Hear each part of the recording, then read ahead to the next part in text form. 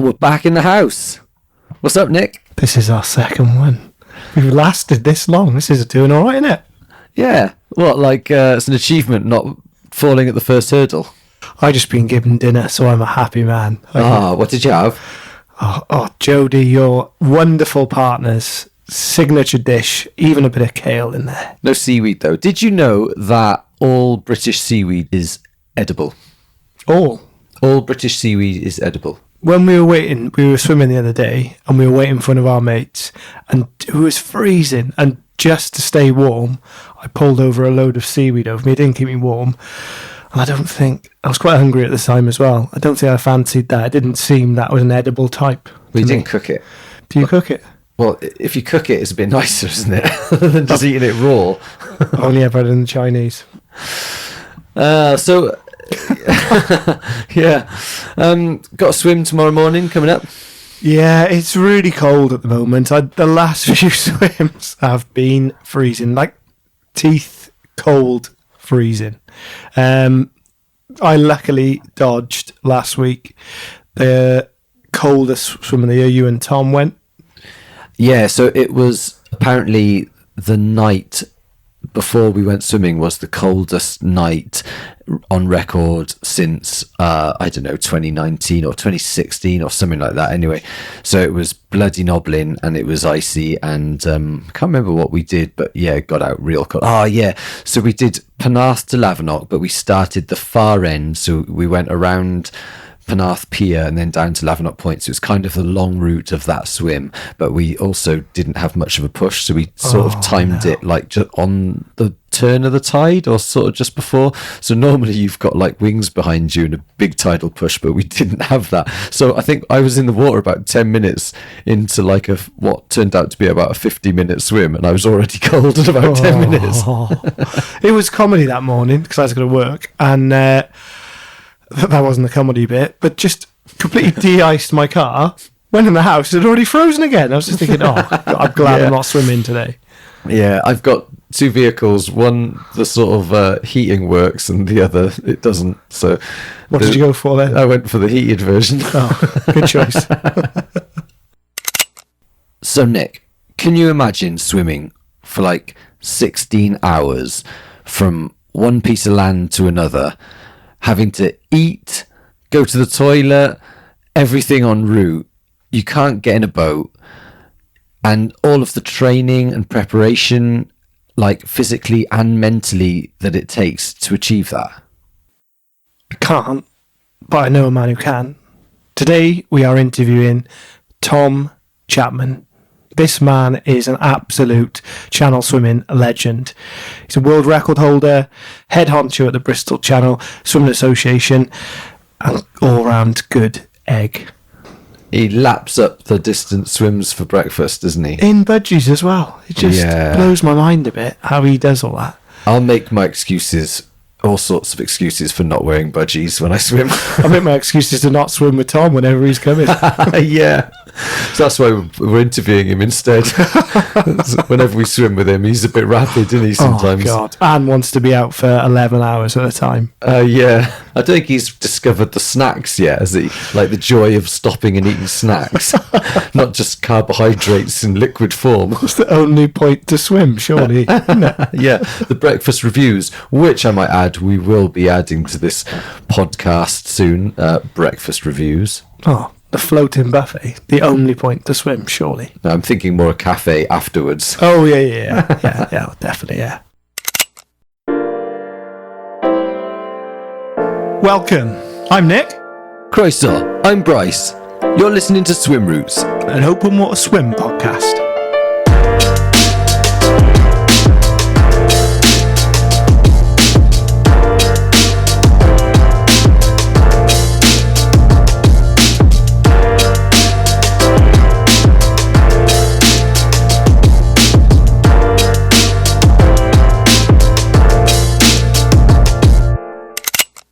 Okay, Tom, can you please introduce yourself? Hello, Bryce. I'm a swimmer. I live in Portugal. I swim in the Bristol Channel. What more do you want to know? What an introduction. So, on a scale of 1 to 10, How excited are you about doing this podcast? Oh, I love it. I've been waiting all week for it. It is only Monday. Yeah, true. Is it the highlight of your week so far? Oh, it definitely is. Definitely. What do you do on a daily basis? What's work? I'm a mechanical engineer. I work for a company in Cardiff that make industrial 3D printers. You need to expand on that. I want to know about what things from these 3D printers. What do these 3D printers make? So the printers that we make metal components, not the plastic ones that you normally get in an office, you know. So they're big industrial machines. Laser very fine layer of metal powder down, and then blast it with a freaking laser beam, melts it, put some more powder, more lasers, more powder, more lasers, and you build up whatever your little heart can dream up. Any examples of what you guys built? So there was a supersonic car a couple of years ago that they were trying to build. We built the steering wheel for that. They had a titanium steering wheel. Wow. A lot of medical components, a lot of aerospace stuff. You're playing this down a little bit. I know. Have you borrowed any for your bionic shoulders? Is this how it all started? A bum propeller. Tom, on your very rubbish own introduction, I feel that we need to introduce you a bit better because you're definitely doing yourself a bit of a disservice. I did notice on your dry robe you had world record holding badge. You had a badge for a world record holder, multiple Bristol Channel crossing swimmer, English Channel swimmer, Ironman. Is there no end to your talent? Come on, give us a bit more of your introduction so people know who you are. And he's a dog walker. And I'm a dog walker. Yeah, must not forget that one. Okay, so yeah, if I'm honest, I used to do triathlon 6, 7, 8 years ago. I think 2016 was the last one I did. After Ironman, I turned to just being a swimmer. A couple of English Channel relays, English Channel solo in 2019, and then turned my attentions a little bit closer to home. So last couple of years, I've done 6 different solos across the Bristol Channel, 4 different routes, I think now. And then after that, we set up the Bristol Channel Swimming Association. So Bristol Channel's always been traditionally a difficult one to get across because there were no pilots, there was no association. Recently, I'm talking sort of last 2-3 years, it's the popularity of the Bristol Channel has just gone through the roof. There's a couple of commercial pilots now. Last year, I think something like 20 people got across. So with an association there, with pilots there, it's almost opened it up now for the masses. To say 20 people a year, it's not really the masses, is it? But it's on the map now, isn't it? And before it wasn't really on the map. It was just a bit of a sort of dark kind of, a bit of a dark horse of the channel swimming kind of calendar, or not even on it really, was it? Yeah, so I mean, the English Channel, it's quite easy. There's 10 boats that can take you across, 2 associations. You essentially just phone one of them up, book a slot, pay a deposit, and you're off and running. Bristol Channel, the first swim was in the 1920s, but since then, there was only a handful of people that have got across. I'm talking sort of 20 people. And it's almost chicken and the egg, really, because there was no pilots to take people. There were no swimmers coming. And those that did get across, they were all sort of organising their own swim with local fishing boats and things like that. And I don't think any of the boats or the pilots kind of saw the big picture, really, until the last few years when they've been getting an awful lot of phone calls of people going, "Oh, I've seen somebody swim the Bristol Channel. I've done the English Channel. I've done all these other swims. I want to do that one." And now people are actually travelling here to do it specifically. Yeah, so the last couple of years we've had swimmers from all over the world: South America, North America, Australia. We had the first Costa Rican swimmer this year, or last year, I should say, 2023. Swimmers from Spain, from... Very cold for them, surely. Yeah, I think it is. But we've had an awful lot of really top class swimmers that have come from all over the world, and some of the swims that they've done, it's just phenomenal. So before we get too much into the Bristol Channel, we're going to just rewind a little bit and talk about your journey before we kind of dive into the dark, silty, murky waters of the Severn Estuary and the Bristol Channel. When did you start swimming, Tom? Is this where I have to admit that I was born in Birmingham and there was no sea? So as a kid, I did a lot of swimming, but it was mainly lifeguards, and obviously in Birmingham, it was pool lifeguards. So I did an awful lot of the life-saving awards up to kind of, probably the age of 10 or 12 or something like that. I'd done all the little distance badges that you do as a kid. And then I kind of fell out of, I didn't fall out of love with swimming, but life just took me away from it a little bit, really. I didn't really get back into triathlon until I was probably 30, maybe. Always one of those people that, says, yeah, I can swim. And then you join a tri club and see people that can actually swim, and you're like, yeah, okay, perhaps I can't swim. So what brought you back and attracted you back to the open water, do you think, after Ironman? Well, I never really wanted to finish Ironman. I kind of got injured, and I couldn't ride the bike and I couldn't run. And I was doing an awful lot of training at the time. Like every day I was out doing something. And the swimming, it just kind of filled the gap of the cycling and the running. So instead of doing, 30% of your time on each, it was just 100% swimming. And the swims just got bigger and bigger and fell in with the wrong crowd. And one thing led to another. So what injuries did you have? I'm just going to say it was overuse. I think I was burnt out. My hip started to go wrong, and that was putting pressure on my knee. And it was just painful, and I couldn't seem to get the right reply out of all the physios that I saw, trying loads of different things, but couldn't get back to it. I think looking back on it now, it was just overuse. It was just doing the same thing day after day after day, just smashing it without taking a proper break and without doing all the other good strength and conditioning things that you need to do, really, when you're putting that kind of mileage in.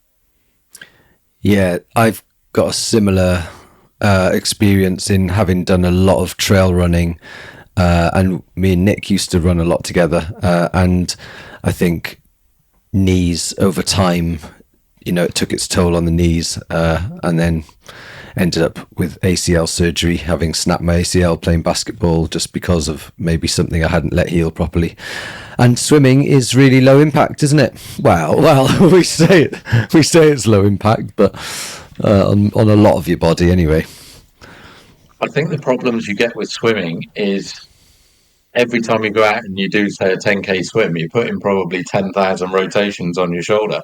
So if your technique's not quite right, you're putting a lot of load in places that perhaps it shouldn't be. I love how the distance you went there. Every time you go out for a 10K swim, most people listening to this are going, no, never really go out and do a 10K swim. Yeah, a lot of people aren't relating right now, Tom. I've spoken to a lot of people about building their swimming up to some of these marathon swims, and I try and relate it back to running for them. You get triathletes that are like, yeah, I'm going to go and swim the length of Windermere or whatever, which is 10 miles. And you kind of go, well, a 10K swim is pretty much the same as running a marathon. So now go back and look at your swim training, and you're doing a marathon on Monday, a half on Tuesday, another marathon on Wednesday. It's no wonder that your shoulders are starting to squeal a little bit, We're on a shared WhatsApp group, and we'd sort of note our distances. And then Tom would just drop in there, yeah, I've done like a 20K today. And you just, way to crush a man's heart, let me tell you. When we came and swam last year, wasn't it?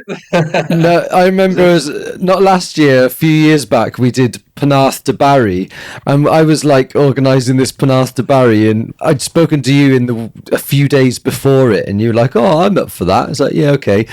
So we rock up, and the day before, Tom did Penarth to Clevedon or Penarth to Weston, so you'd been swimming about 6.5 hours the day before, then you rocked up and did Penarth to Barry, which for those who don't know is about 10K. And it was about a 2.5, 3/4 an hour swim, something like that, and you just rocked up the day after a marathon swim. A nice little swim down from what I remember. Yeah, So when you start training for the English Channel, people always say, "How do you train for a Channel swim?" And for an English Channel solo, you have to do a qualifier, which is 6 hours long in water that's less than 15 degrees. And that kind of, it's more about proving to yourself, really, that you can survive for that long in that kind of water. But the gold standard, really, is to do your 6 hour one day and a 7 hour the next day. And that's, over 2 days, that's 13 hours of swimming, which is going to be somewhere close to your English Channel solo. And if you can do that, you're onto a winner with your English Channel, really. So a 6 hour swim on whatever it was Friday, and then a 2 hour swim the day after. That was a good training swim for me. Almost 3 hours, actually, Tom. 3 hours. Sorry.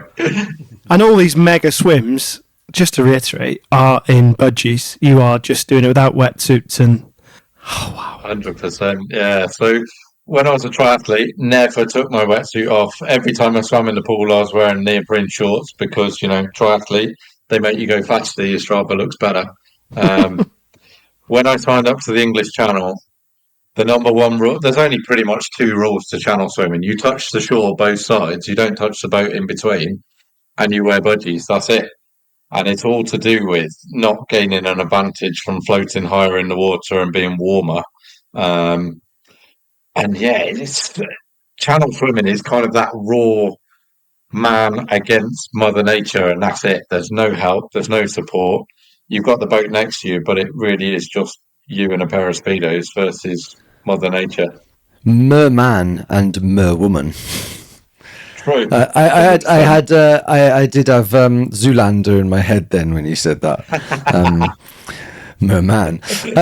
So this is actually leads us into a really good kind of conversation, actually. Can you explain to us what the ratification process is for channel swimming? Because you've just started to explain it. So for those who don't know much about channel swimming and channel swimming rules, can you just explain that a little bit more? So, yeah, sure. So English Channel, it was first swum in 1875, I think, by a guy wearing a jazzy little woolen one piece and drinking, Bovril and pints of beer off a boat that was next to him.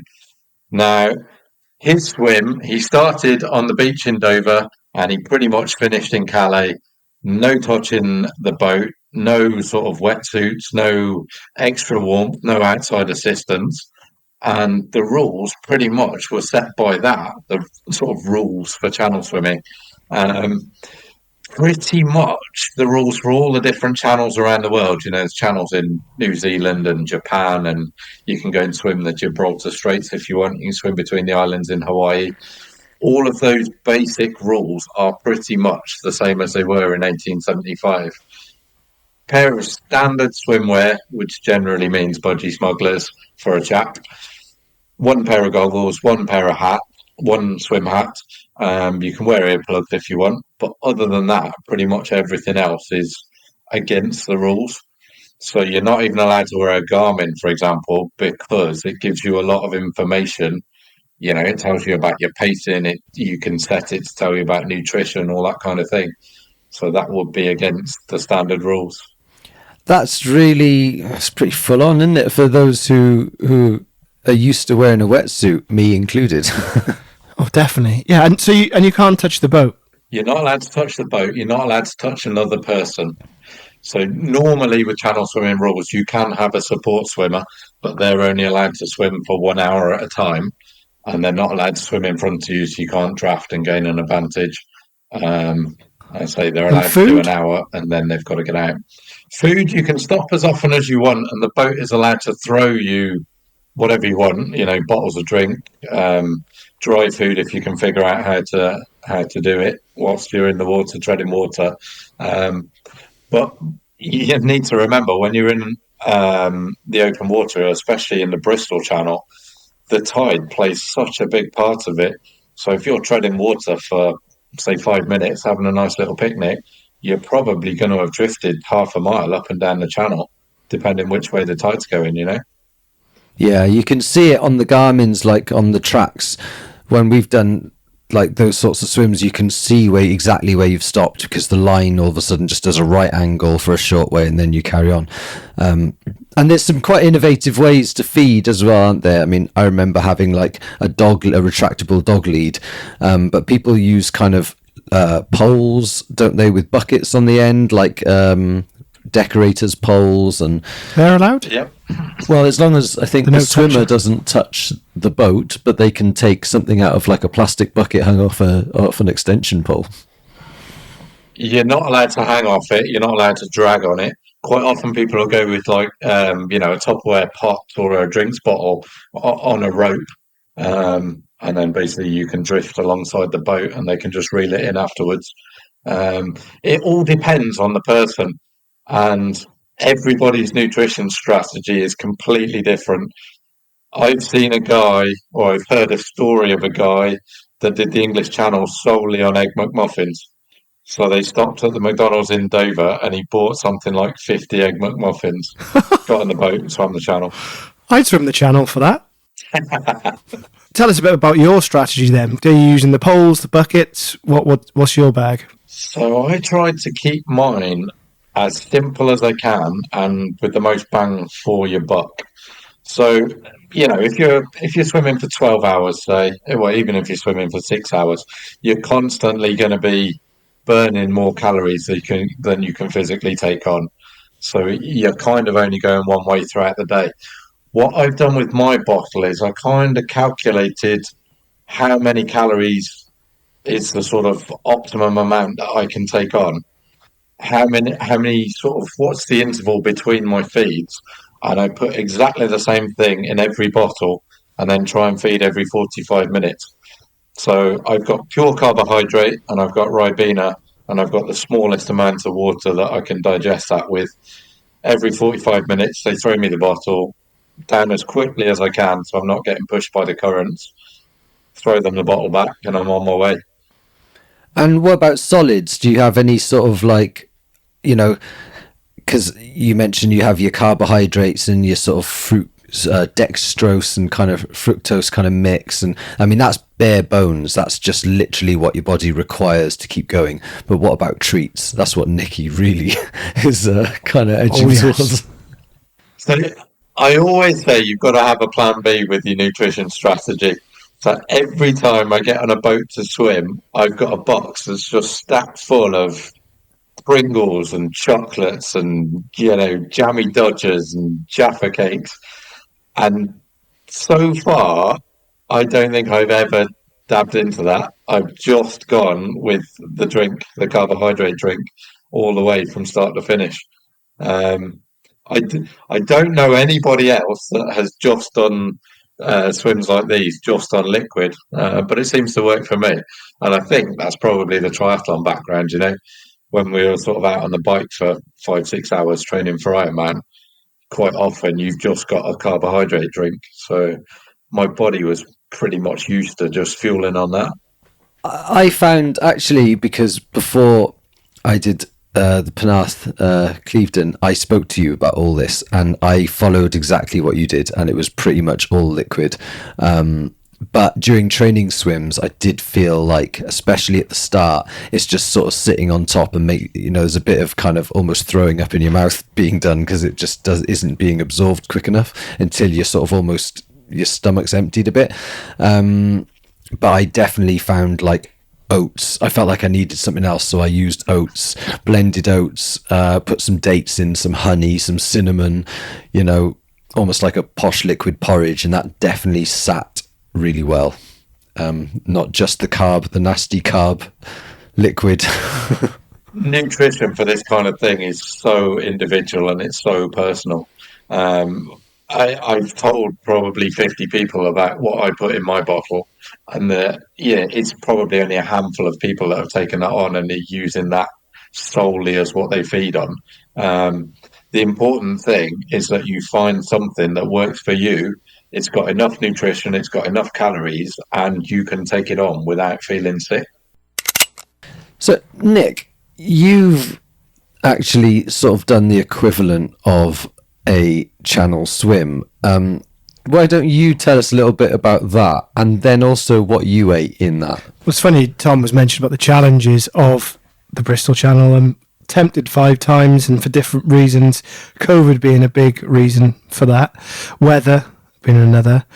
Yeah, so I've had to do the equivalent in a lake and just going across and horizontally instead of going across the channel, which was really frustrating. So, yeah, for me, the main reason I swim is to eat, really. It's just a floating buffet. No way could I do the just liquids. So I just eat all the time. Love smoothies, similar to yours. And then I think I'd love to infiltrate your supply, Tom, that you've got on the boat. Now I know that that's there. That is not safe. I'll be after that. But yeah, go-to for me, dates, bananas, but brownie, anything really. I just eat anything really when I'm doing it. But you're also playing that down a little bit, that you basically were lined up to do the channel, had it all booked in, did all the training, tons of work, and then you got blown out by the weather, but you'd also raised a lot of money for charity, hadn't you? Yeah, I mean, it really frustrating in that we were all ready to go and then being told that it wasn't going to happen. There was COVID, so we actually had to do it in the lake, which in some ways was mentally horrible, just doing laps of the lake. I didn't really think about that. Obviously, on the day, we'd never really practiced in that lake. And after about the 20th lap, I just thought, this is going to be the longest day ever. So I think I did about 11 hours of just continuous laps. Was it 11 hours? I think so, yeah. Jesus. So, yeah. I think we worked out the anyone that knows me knows my maths is horrendous. I did a garden marathon and ended up doing 36 miles instead of 20. So did you get out to eat at the lake? This was at Canada Lake, by Canada the way, Lakes. in Craiger, in Cardiff. Oh, that's a duck pond. Come on. But it has got a really dodgy plug hole bit, and I'd always swim around that, just so scared I was going to get sucked out into that. And a lot of big carp and some pike. A lot of nibbles throughout the day. Oh God, what is that? But it was really mentally challenging in that it wasn't much to see. And I'm really interested. Some of your swims are, your longest one is 16 or 17 hours, was it? My English Channel solo was the longest swim that I've ever done so far. That was 15 and a half hours. I got caught on, it was one of the biggest spring tides. I'll get the excuses in now. It was one of the biggest spring tides of the year, and it got quite rough in places. So my track is 21 miles straight line across. My track was 44 miles long that day. So it kind of shows you how far you get pushed by the tide. I've seen the line of the world's fastest crossing, and it's a straight line across the English Channel, which is pretty incredible. It looks like a speedboat. Yeah, so a guy broke that record this year. He did something like 6 hours 45. It was horrific, the speed that he got across there, but it's literally a dead straight line. And on the other end of that spectrum, you've got a 29-hour crossing, which, the tide turns every 6 hours, and it is just back and forth, back and forth, back and forth all the way. So tell us about that swimmer, actually, just briefly. Didn't she do what was her name, and then she also did a session with you prior to that, like a swim camp, didn't she, to get her qualifier? Is that right? Yeah, so her name's Sophie Etheridge, and she was raising money. She's a disabled swimmer, so she was raising money for her charity and trying to highlight her disability. And she came down to South Wales in June, and she did a 6 hour with me, and she did a bunch of other swims as well, smashed it for a good long weekend. And then her channel swim, absolutely mind-blowing, 29 hours. I honestly don't know if I could do that, if I could stay in the water for that long. It was phenomenal effort that she put in, absolutely incredible. And again, skins, no wetsuit, not touching boats. I like how we're more interested in the longest time spent rather than the quickest. To be honest, it's a much more impressive achievement. And the guy that went across in the record time, he's probably an Olympic standard swimmer. Yeah, boring. Exactly. For him, it was probably a walk in the park. Sorry if you're listening to this. We are impressed. We are not worthy. That's also brings up another real pitfall of channel swimming is weather and your dependency on weather. You put so much time into training, you have a date in the diary. Okay, the English Channel, you kind of get a window, and probably we don't really operate like that just yet in the Bristol Channel, so you tend to get a date which is or isn't flexible. But yeah, it's a real problem. You've been thwarted a few times by weather windows, haven't you? So yeah, why don't you explain a little bit about what you've been trying to achieve over the last couple of years with the Bristol Channel in particular, and then maybe how you deal with the frustration of getting knocked back by Mother Nature. So firstly, if I explain the English Channel, then what happens in the English Channel is you book your date, and generally the pilots for the English Channel, all of their business is taking swimmers. So from the start of June to the end of September, the only people that they'll book for their boat are channel swimmers. They tend to book 4 people for a tide. So a tide is like 7 days, a week. If you book number 1 slot, then on Monday, if the weather's good, you're swimming. If the weather's good on Tuesday, swimmer number 2 swimming. Wednesday, number 3 goes. If the weather's bad, everybody gets bumped back a day. So number 1 will be swimming on Tuesday, number 2 will be swimming on Wednesday, which is all fine unless you go past sort of Wednesday and then swimmer number 4 has got nowhere to go. And they get bumped onto the reserve list as swimmer 5 effectively for the following week. And if you go outside your window, it does start getting messy with logistics and your swim crew who are all taking time off work to come and help you out. Luckily, in the English Channel, I've always gone in my window so far, so I've pretty much been pretty lucky there, to be honest. Now, Bristol Channel, as you kind of alluded to, Bryce, a lot of the guys that have been taking swimmers, their core business is kind of doing RYA training courses and powerboat courses and other work that they have to book into the calendar, and they have to do it on that day.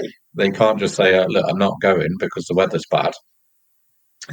So the channel swimming thing was a bit of a difficult one for them to get their heads around, really.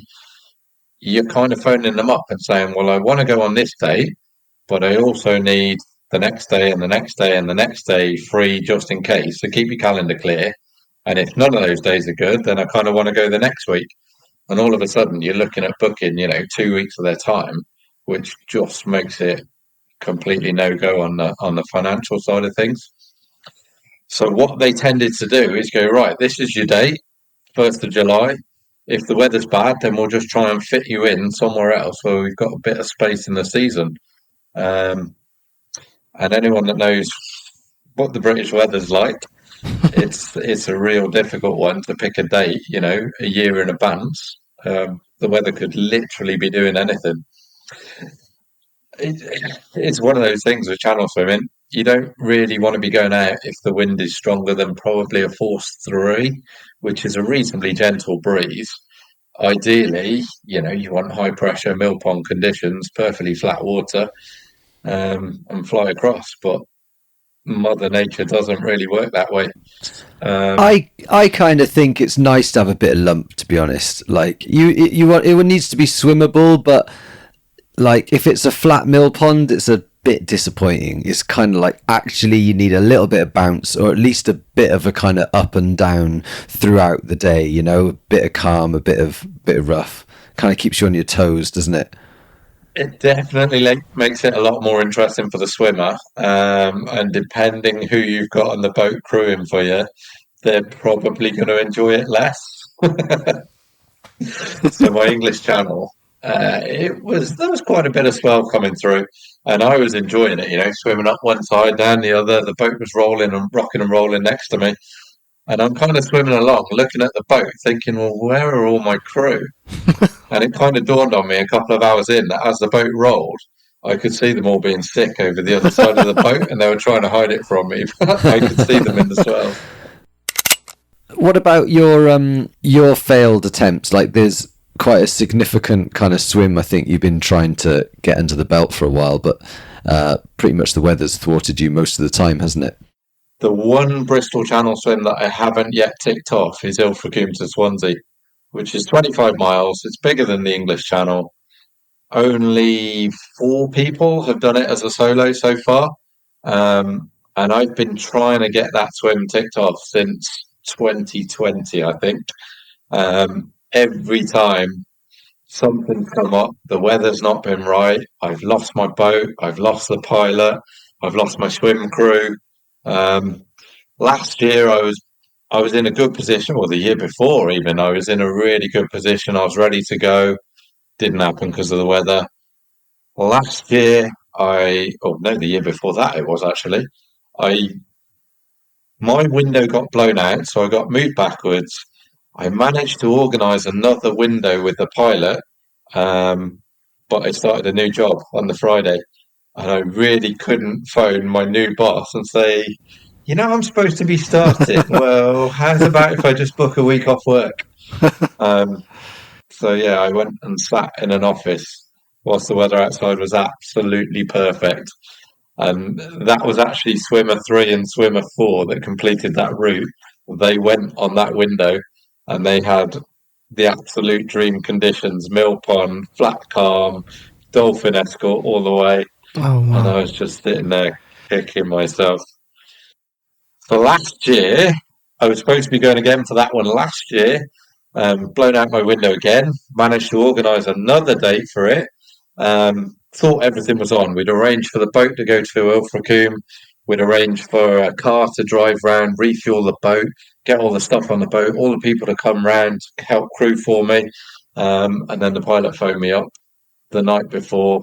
He'd broken his knee and he couldn't spend any time. He couldn't spend more than half an hour on the boat. He was just in absolute agony.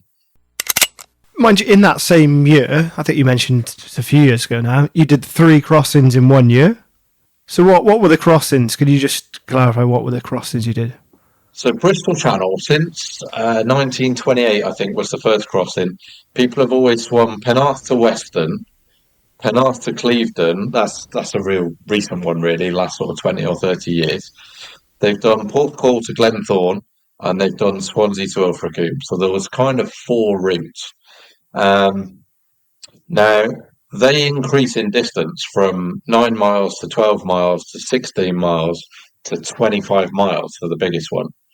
And I was kind of sat there thinking, well, if you had 4 perfect days that were spaced nicely apart throughout the season from sort of June to September, you could tick those off. And one would lead nicely as a training swim into the next, nicely into a training swim into the next, nicely into a training swim for the big one.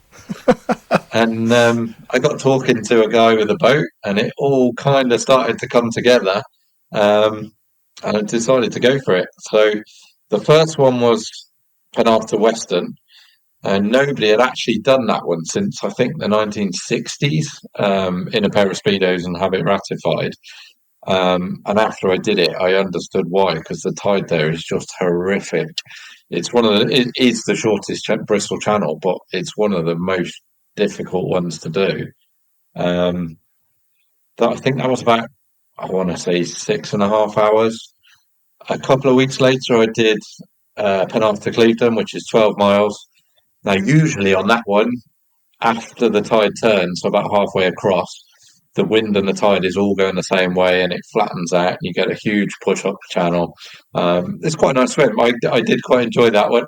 Can't remember what the time was, 6:40 maybe, something like that. And then I attempted to swim Glenthorne to Porthcawl a few weeks later, which is 16 miles. And that swim, it's it's not 100%. It's 90% down to the pilot getting you in the right place to catch the push of the tide up to Porth Call.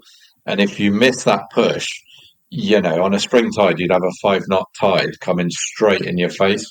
So you'd literally be going backwards for 6 hours. And unfortunately, on that first attempt, we got the pilot in slightly wrong. 8 hours into the swim, it was fairly obvious that, I was going to be treading water for the next 6 hours. So I decided to get out on that one. We did. So that was kind of swim 3, but it was a DNF. And then the swim 4 that I had booked in, that was originally going to be Swansea to Ilfracombe. But because I hadn't finished the Porth Call Glenthorne one, that was kind of grinding at me. And we decided to attempt that one again, but this time swimming from Porth Call to Devon. And I managed to get that one done it was just about 12 hours, I think. But by that stage of the season, we were right towards the end of the season, and it wasn't really feasible to give the Monster Long one a go after that. So what are you thinking about in those 12 hours? Any strategies and games, and how do you get through those 12 hours? When it's all going right, and everything's good, everything's happy, your head's happy. It's literally one feed to the next. So you're not trying to swim, whatever it's going to be, 12 hours, 14 hours, 15 hours. You're trying to swim for 45 minutes. And when it does get difficult, you can bring that gap down. You can ask the boat, say, look, I want to change to a 30-minute feed. So when everything's going well, that's fine. You're thinking to yourself, right, I'm going to be on the beach by lunchtime. There's going to be, a crowd of people. It's going to be amazing. We'll be back home for tea in the pub. When it starts getting difficult, when it gets lumpy, when they always say you should never look up when you're channel swimming.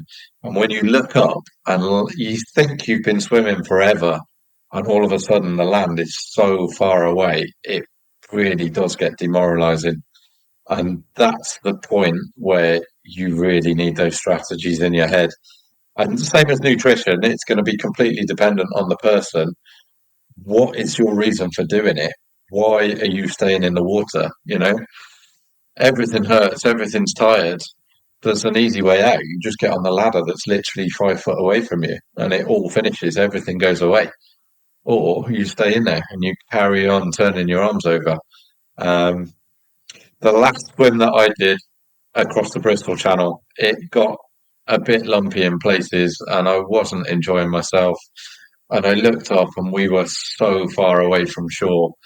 And at that point, I was having such a battle in my own head as to, do I take the ladder? Do I get out? And on that swim, I remember thinking to myself, well, you can get out, but then you're going to have to do it again in a couple of weeks to prove that you can do it. And you're going to have to put another 8, 9, 10 hours in just to get to this point.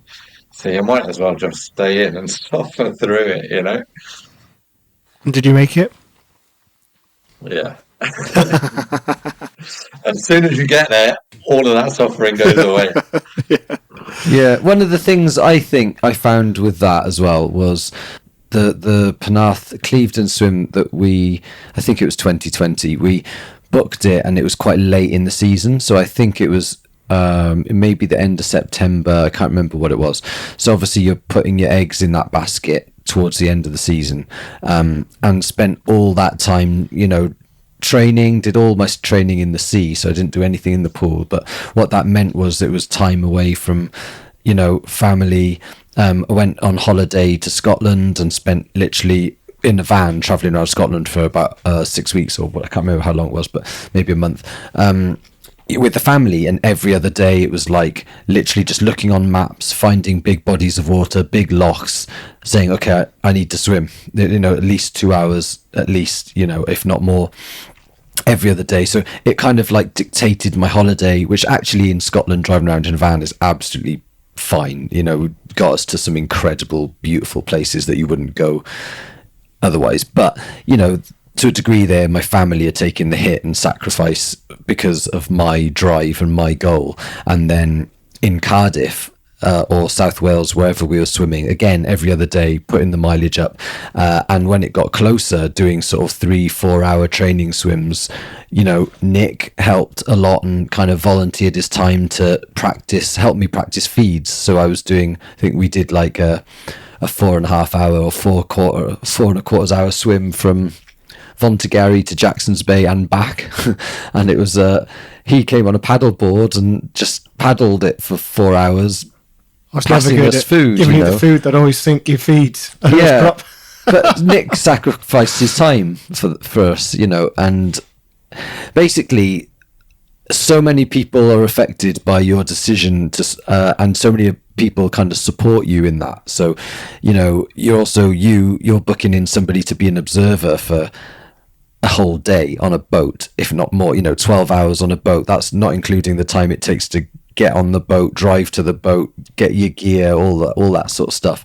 So when the window came up, and then we got blown out at the start. So the first date got blown out, so you had to wait 2 weeks. And then it was October the 13th, 14th, something like that. So it's end of the season's getting cold. The weather was borderline. It was like the boatman was saying, I don't think you should go. He's trying to blow it off till like June the next year. And in my head, I'm like, well, so many people have sacrificed their time and I've put all this year's kind of worth of effort in. It's like, I'd rather go and fail and do my best for the sake of not just myself, but everyone else who's kind of, put the effort in. It's a lot on your shoulders, isn't it? When you decide to pull the plug on something, and a lot that gets you across if you dig for it. 100%. And whatever sport you do, if it's running, if it's triathlon, if it's swimming, when you start stepping up to these silly distances, you need 100% commitment. You need to be training. You need to be putting the hours in. There's no shortcuts. You can't just jump in having not swum for 10 years and go and do a 12-hour swim. Exactly the same as you couldn't really jump in and just go and run a marathon, You have to put that training time in. You have to make those sacrifices. There's so many times where, you don't want to go training. You don't want to go and swim in the sea. You don't want to go early morning and swim in the pool. But you've got to do it. And exactly what you said with family, it's such a big commitment, not just for you, but everybody else that's in your life. They're all making sacrifices so you can go and do that. And yeah, you do need to be mindful of the pressure that you're putting yourself under, really, because nobody's forcing you to do this. It's your goal, it's your desire. It's at the end of the day, the question is, how much do you want it? Do you want to stay in or do you want to get out? That's all a marathon swim boils down to at the end of the day. And you can train for that physically as much as possible, but it's mental strength that gets you across.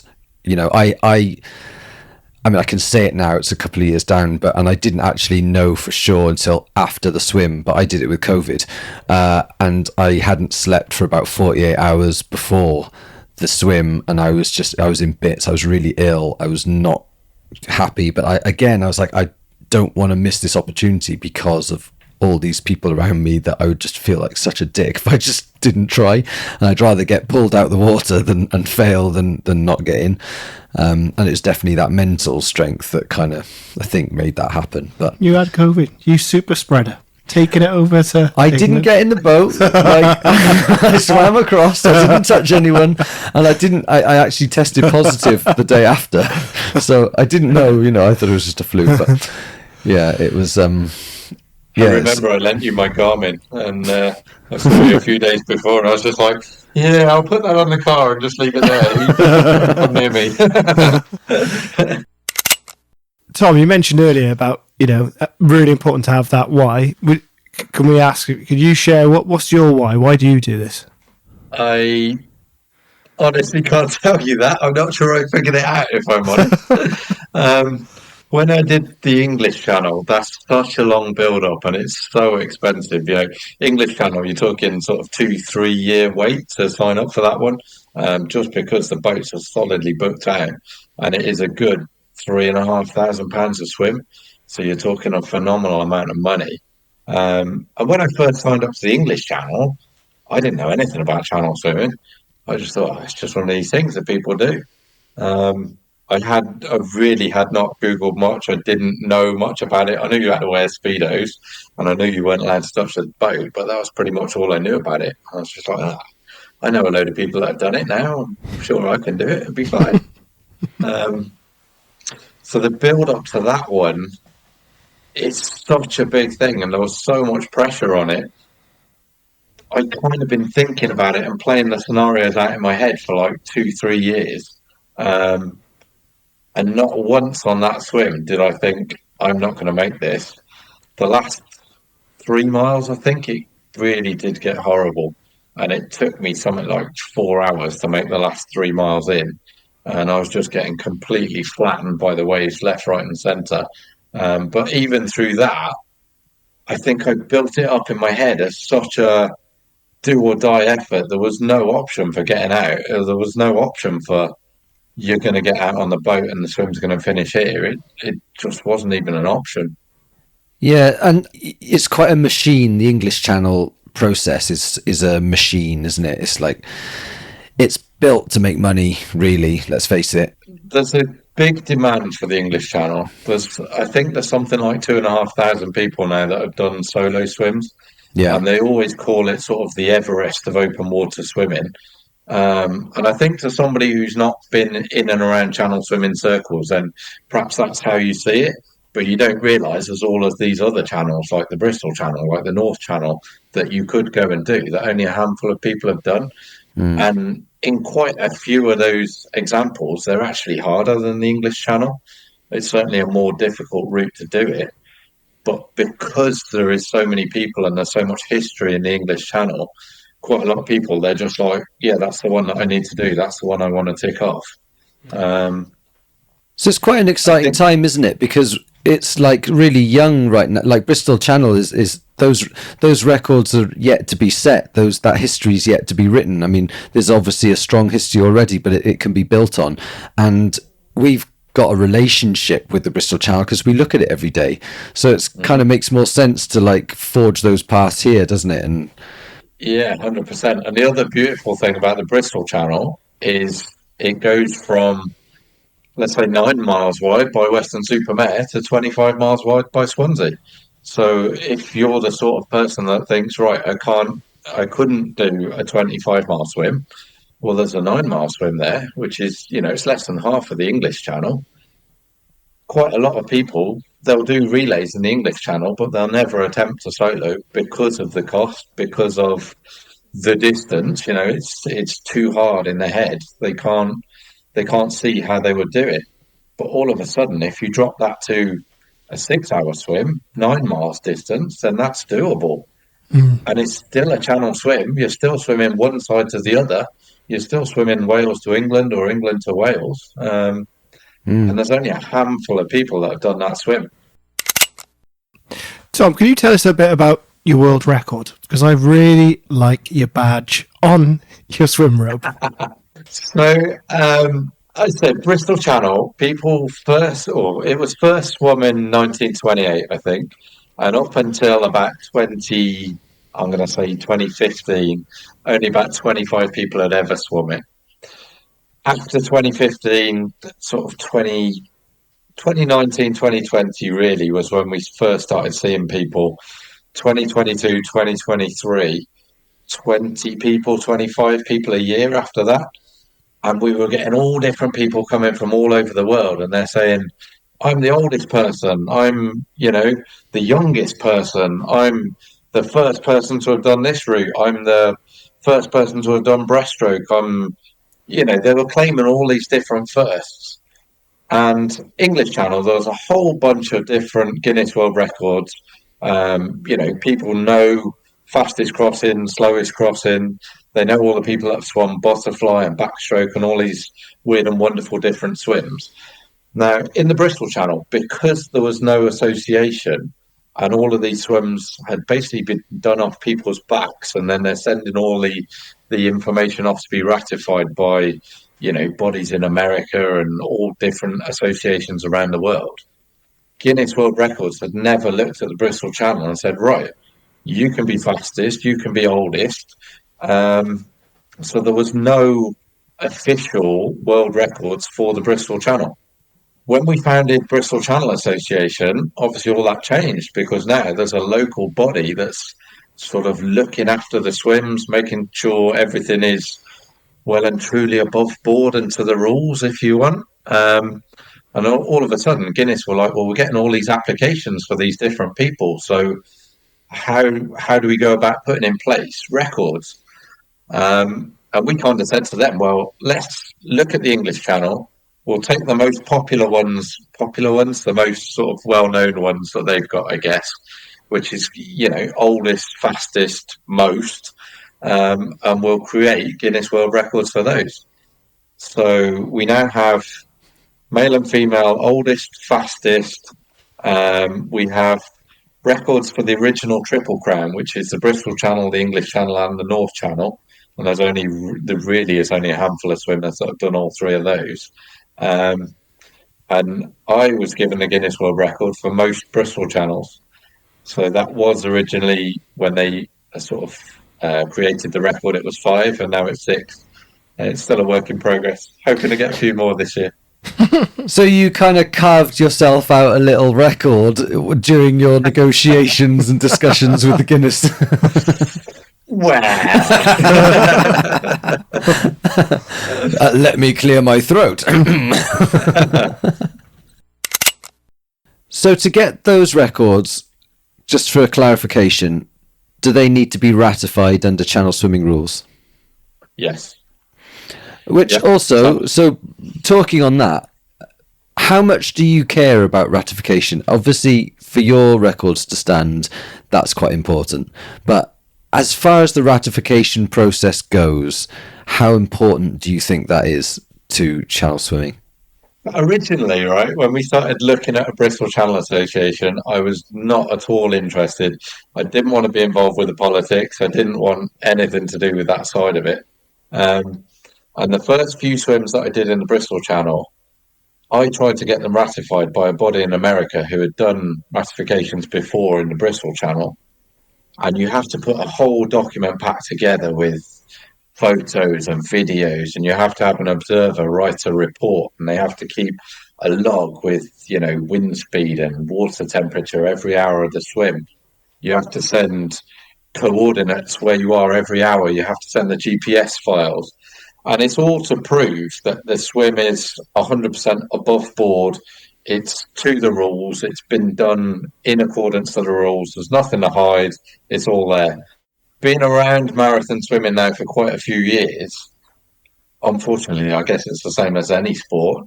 There's people claiming things and people saying that they've done things that when you start digging into it, it's fairly obvious that they haven't done what they're saying, and perhaps, they didn't quite keep to the rules here and they didn't quite do that there. Does it matter? Maybe not. It's one of those things, isn't it, that I think for me, I want to do it properly and I want all the evidence there and I want everybody to see that it's been done properly and there's no questions. For another swimmer, that might not matter at all to them. They might just want to say, right, I've done it. I know what I've done. That's fine. I think it all comes down to what you claim, doesn't it? And that all basically boils down to doing something in good style or not. So you can do something in good style, whether it's in a wetsuit or not in a wetsuit, whatever. It's just how you put across or how you claim what you did. I think that's the important bit, really, isn't it? 100%. Yeah. A lot of these rules for channel swimming, they're completely arbitrary. Somebody's decided that is the rules. If you don't want to stick to that and it doesn't matter to you, then crack on, do whatever you want. Well, let's face it, Tom, you didn't wear wool and you didn't drink Bovril, so to be honest... 100% true. I don't think you're doing it quite in in the right style. The other thing that all the purists never mention is back in the day, they had sort of a rowing boat escorting them across the channel. Yeah. There was no GPS. Yeah. There was no radar. There was no sort of computer guidance. Whereas if you get on a boat these days, you've got, a state-of-the-art boat next to you. It's got GPS, GLONASS. It's got a plotter this big. You can see which way the tides are going from the plotter. You can calculate everything from there, basically. And you've got an observer advising you on stroke rate and stuff like that as well, potentially. I mean, I don't know what the rules are about that, but I guess it's not much different to wearing a Garmin in some ways. Yeah, I mean, exactly. Your crew on the boat can tell you, you're perfectly fine to ask them any question you want. Obviously, stopping for a chat does take up time, I'll be but there, they yeah. can say, right, your stroke needs a bit of work. You need to up your stroke rate. You need to kick harder. Um, is that outside assistance? Yes, well, it's Probably. aid to some degree. It's aid, isn't it? Yeah, it's interesting. It's an interesting topic, because these things are all just made up by someone, And like you said, you were contacting someone in America to ratify something in South Wales. That person doesn't even have to have ever set foot in South Wales, and who's to say they make the rules? I don't think any one of those people had seen the Bristol Channel or probably even heard of it before I sent my swims in. It's an interesting one that you said about the swim costumes, because yeah, that is a very good point. The original kind of 1875, it was basically a knitted woolen costume. Um, there are rules in the channel swimming sort of rule book about technical swimsuits. So some of these super hydrodynamic costumes that you might see people wearing in the Olympics, they wouldn't be allowed under certain rules of channel swimming. And again, it's about gaining an advantage. But where do you draw the line on that one? It's such a grey area.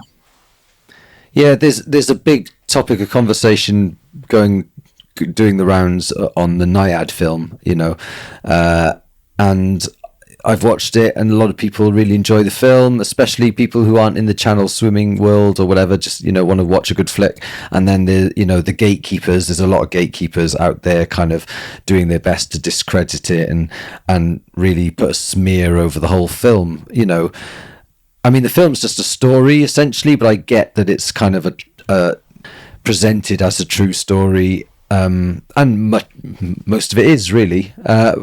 It's a tough one, isn't it? Because I mean, I don't really care that much, to be honest. Personally, I'm not that bothered. I think it's all, it is. I get why it's important, but at the same time, I don't really care too much. And you can't really take away what that person did, the achievement that she made with the Naiad film. But yeah, at the same time, a lot of people really hate her.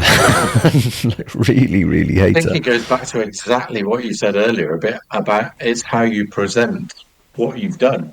The controversy with the Naiad film is she said that it was completely unassisted, one island to the other, and then there's a lot of holes in if the critics are to be believed, there's a lot of holes in the observer report.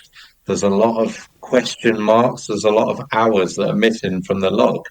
And then there's another few things in there that could or couldn't be deemed as assistance. So it's how you present it, really. If she'd just come out in the first place and said, well, I've done this and I've done this and I had a little bit of assistance here, but I've essentially still swum whatever it was, 100 miles, I think a lot of that divisiveness would have gone away. I'm amazed by this. So have you ever had with the Bristol Channel Swimming Association just someone trying to completely blag it? Can you share any stories of that you can just tell that is rubbish? So the first swim that I did, Wales Online put an article on their Facebook, and there was a load of pictures and there was a load of stuff about crazy guys swims in Bristol Channel. And literally the first comment on there was, "Oh, but my mate did that last week," and I'm just like, "All right then, let's see some pictures." We have had a couple of swims that have a little bit of controversy around them. There was a swim a couple of years ago where the guy claimed to have done it, but I say there's all this sort of evidence that needs to be submitted at the moment to say, yeah, swim's good and it's all above board. And almost all of that was missing. So all we've got basically is a couple of photos of him in the water in a pair of Speedos. I And you might can't try even it. tell where the water is, It's like, well, did you swim it or didn't you? You might have done. really can't say from what you've given us. It's got Barry Island chip shop in the background.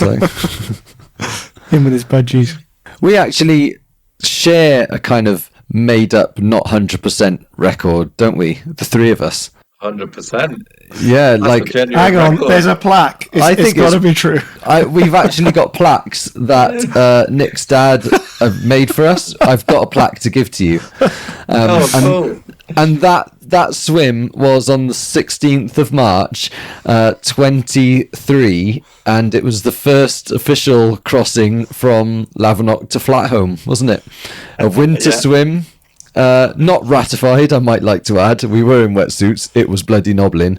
And it was my birthday. Boots, gloves, everything, yeah. And we swam from Flatholme we swam from Lavernock Point to Flatholme for my birthday, stayed over on the island, got drunk, and did not swim back. We got the boat back, didn't we? We really should have swum back. That would have been amazing. but then we did later on that year. We did actually swim back. We swam back as the first Then swim both was ways. from Flatholme to Barry, again that we know of. Oh, yeah, and I did it. I had a dodgy ankle, so I did it with my crutches. You had to help me up. Yeah. I ruptured my Achilles. Oh, yeah. Yeah, there's photos of great us picture of us. helping Nick out of the water on It's the only thing I really could do. I dodgy, couldn't walk, so I might as well just swim. dodgy Flatholme rocks. Big up Simon on the island, Simon the warden. If any listeners out there get the chance, go to Flatholme. It's so cool. It's got a pub, post office, and some good devil worshipping caves. The most southerly Welsh pub. We had a good time, didn't we? But if you're going to swim there, don't do it in March. No, add it to the adventure, I think. Are we going to make it or are we going to Absolutely freeze? nobbling. Yeah. Yeah, it was a good route plotted that day, to be fair. We did land bang on the button, didn't we? We had chances of completely missing it and ending up towards Bristol somewhere. The tide absolutely charges past those islands. So, yeah, hitting a very small dart in a very big ocean is tricky. Hey, we got to do Steephome next, though, haven't we? Oh, I'd love to do that. There's actually a couple of islands in the Bristol Channel. I think there's probably 5 or 6 decent ones.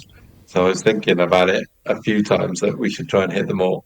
Make sure you include us in those plans because you know we're good for it.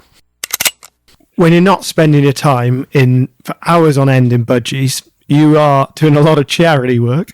You do a lot of volunteering, you do a lot of park run, a lot of community stuff. Can you tell us a little bit more about that? Yeah, so a lot of the swims that go back to triathlon.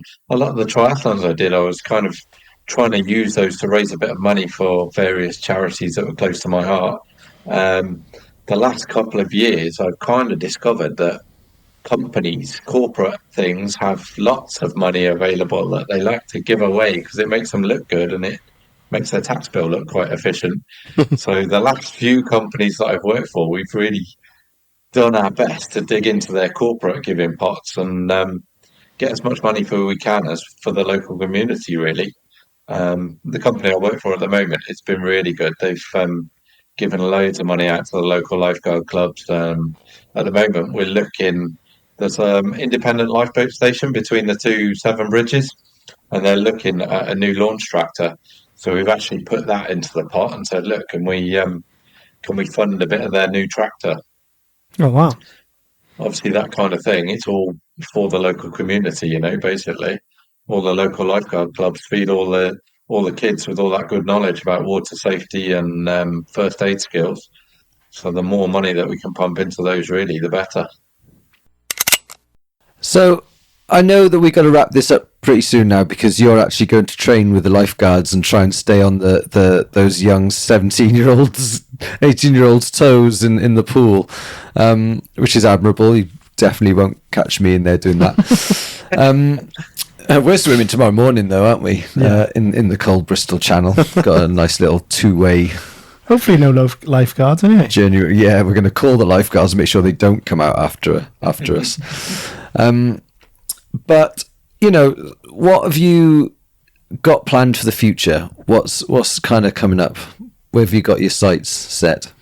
I've got some real exciting plans coming up. Bristol Channel, I really have to get that Swansea to Ilfracombe swim ticked off.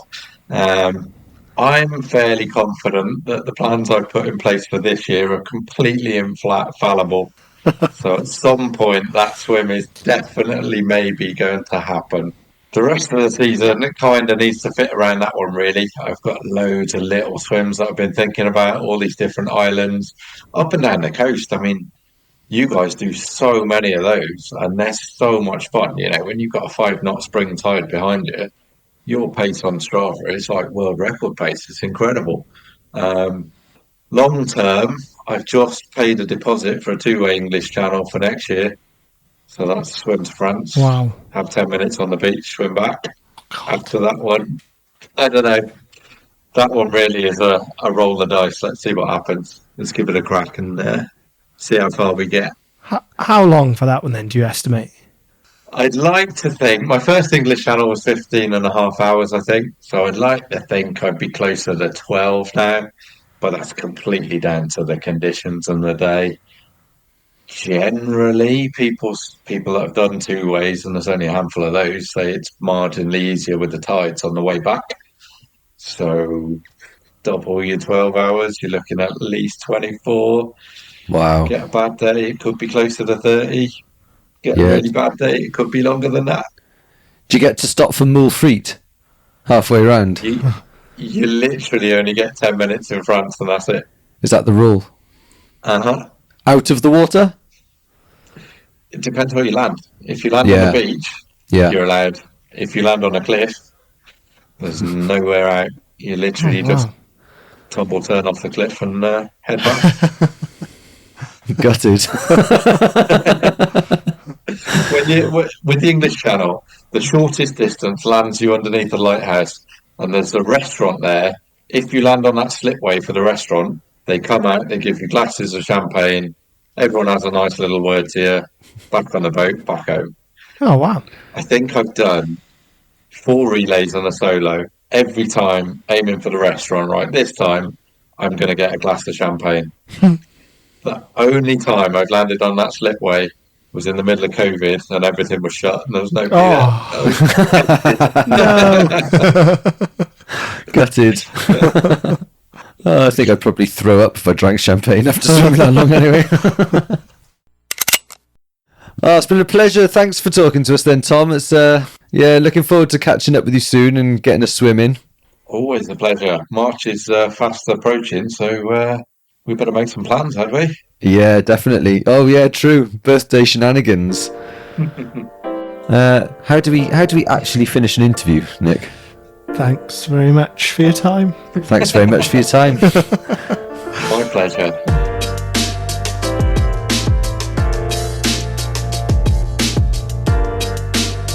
Swim Roots is a production brought to you by Swim Wild Wales and SWA, Swimmers with Attitude. Your hosts are me, Bryce Davis, and Nicholas Young. Additional production and original music by Tom Clugston. Visit swimwildwales.com for information on open water swim coaching, events and guiding, or follow us on social media to keep up to date with our open water swim expeditions and adventures. Thanks for listening.